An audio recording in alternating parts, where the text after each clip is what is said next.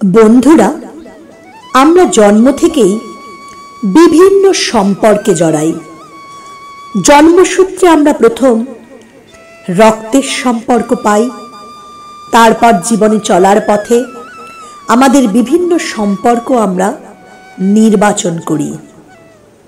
তার সম্পর্ক রক্তের সম্পর্কই হোক বা নির্বাচন করা সম্পর্কই হোক, সম্পর্কের ভিত যদি মজবুত না হয় তাহলে আমাদের চলার পথ কিন্তু সুগম হবে না।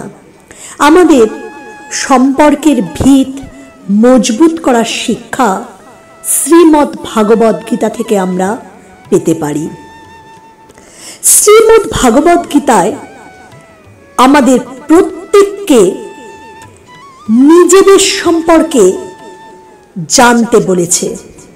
শ্রীমদ্ ভাগবত গীতায় বলা হয়েছে, আমরা যদি আত্মোপলব্ধি সঠিকভাবে করতে পারি তাহলে আমরা জীবনে যে কোনো সম্পর্কে আনন্দে বাঁচতে পারব। আমাদের প্রত্যেকের আত্ম অনুসন্ধানের মাধ্যমে আত্ম উপলব্ধি করাটা খুবই জরুরি।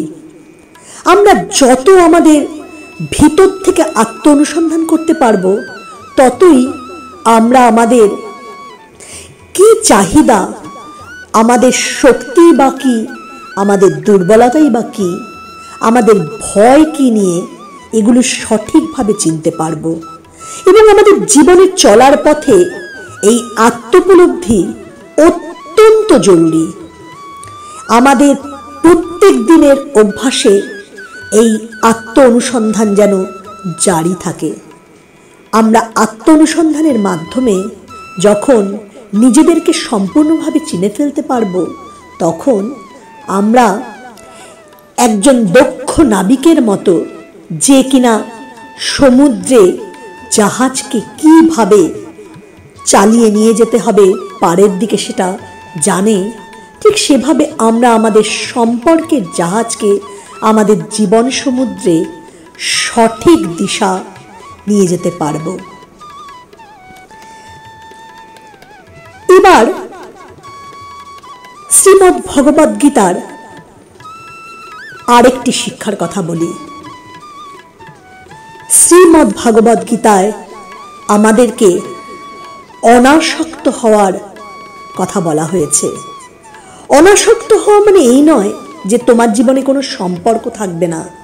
অনাসক্ত হওয়া মানে এই, তোমার জীবনের সম্পর্কগুলোতে তুমি কোনো আশা রাখবে না। তুমি সম্পর্কে থাকবে, কিন্তু সেই সম্পর্কে থেকে যদি তুমি নন অ্যাটাচমেন্ট প্র্যাকটিস করতে পারো, দেখবে তুমি তোমার সম্পর্ককে ভালোবাসায়, যত্নে ভরিয়ে তুলতে পারছ।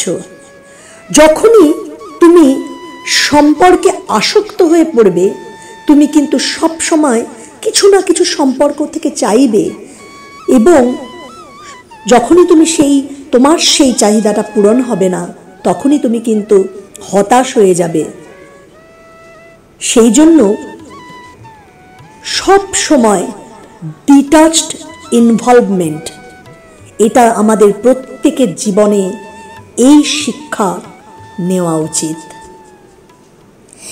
এরপর ভগবত গীতায় যে কথা আমাদের বলা হয়েছে সেটা হলো, আমাদের প্রত্যেকের নিজের নিজের কর্তব্য সঠিকভাবে পালন করা উচিত। দেখো, যে কোনো রিলেশনশিপে হয় আমরা মা বা বাবা, না হলে ভাই বা বোন, না হলে সন্তান, না হলে বন্ধু, না হলে কোনো ফ্যামিলি মেম্বার, না হলে বয়ফ্রেন্ড বা গার্লফ্রেন্ড, না হলে স্বামী বা স্ত্রী, এই প্রত্যেকটা সম্পর্কে আমাদের নিজস্ব কিছু কর্তব্য বা দায়িত্ব থাকে। আমরা যদি আমাদের নিজস্ব কর্তব্যের ধর্ম সঠিকভাবে পালন করতে পারি, আমাদের রিলেশনশিপ অবশ্যই মজবুত হবে এবং আমাদের চারপাশে একটা সুরেলা পরিবেশ তৈরি হবে। বন্ধুরা, ভগবত গীতার মূল কথা হলো কর্মযোগ। এই কর্মযোগ থেকেও কিন্তু আমরা আমাদের সম্পর্কের বীজ সঠিকভাবে বপন করতে পারি। কর্মযোগে কথাই বলা হয়েছে আমরা আমাদের জীবনের কর্মকে স্বার্থহীনভাবে এবং কোনো রকম ফলের আশা না করে যাব। আমাদের সম্পর্কের ক্ষেত্রে আমরা যদি এইভাবেই স্বার্থহীনভাবে এবং ফলের আশা না করে সম্পর্কের বীজ বপন করি, তাহলে আমরা আমাদের সম্পর্কে শুধুমাত্র দিতে শিখব। দেখো, দেওয়াটা আমাদের নিজেদের উপর নির্ভর করে, কিন্তু যখনই আমরা কোনো কিছু পেতে চাই সেটা অন্যের উপর নির্ভর করবে।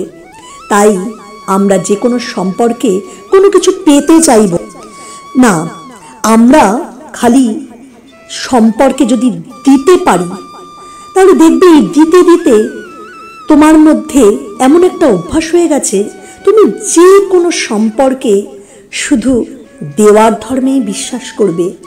যখনই তুমি তার বদলে কিছু পেতে চাইবে না, দেখবে সম্পর্কের ভিত কি পরিমাণে মজবুত হয়ে গেছে এবং আমাদের জীবনের সম্পর্কগুলো একটা সুরে বাঁধা হয়ে গেছে।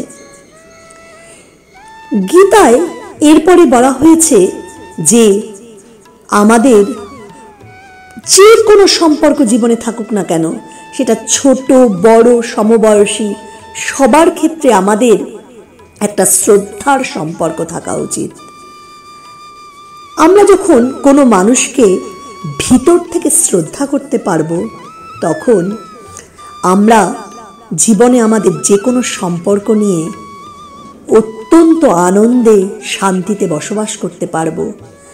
আসলে আমরা সবাই এই বিশ্ব ব্রহ্মাণ্ডে একসঙ্গে যুক্ত হয়ে পরমাত্মার দিকে ধাবিত হচ্ছি।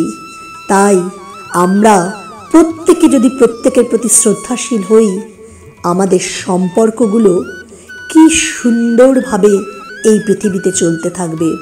চলো বন্ধুরা, আজ থেকে আমরা সবাই মিলে আমাদের সম্পর্কের ভিত মজবুত করার জন্য গীতার এই প্রত্যেকটি উপদেশকে আমাদের মন থেকে অনুধাবন করি এবং সেটা পালন করতে শুরু করি।